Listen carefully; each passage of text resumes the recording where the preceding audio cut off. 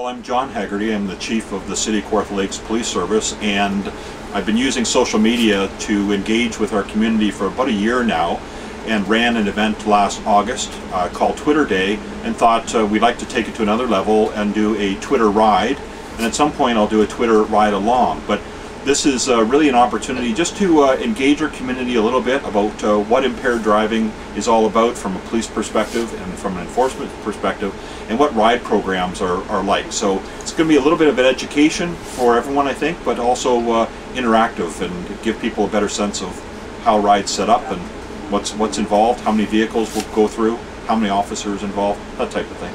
It's another tool where I can engage directly with community, not only warning them about a particular criminal activity that's occurring in our community, an emergency incident that's occurring in our community, but just a way to engage, and not just engage one way.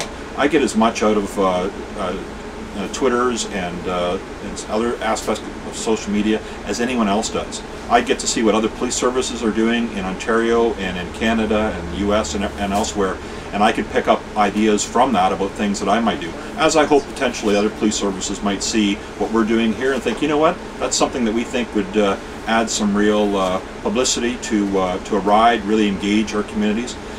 A lot of police services will try to do town hall meetings for discussions, and you get very low attendance of people wanting to come out.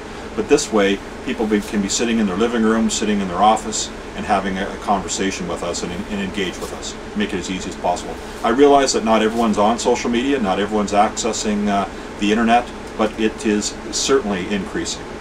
I'm Amanda Maneely, and I live just outside of Cameron on Highway 35. So what do you think of this ride program today? It was a little surprising, come around the corner and there's a bunch of police there, but gotta do their jobs.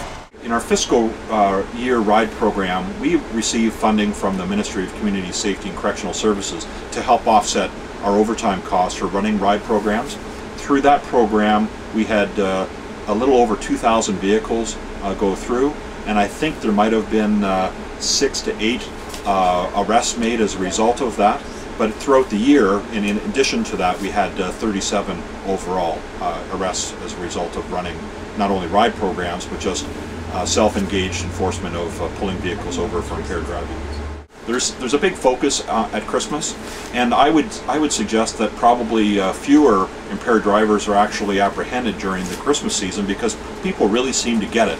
They really get the message about Christmas parties and not drinking and driving at that time.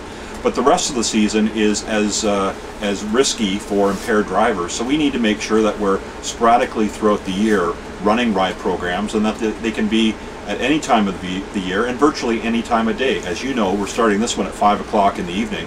Part of that is going to be a great opportunity just to let people know about ride and that we're out here, but there can be, unfortunately, people that are drinking and driving even at this time of day.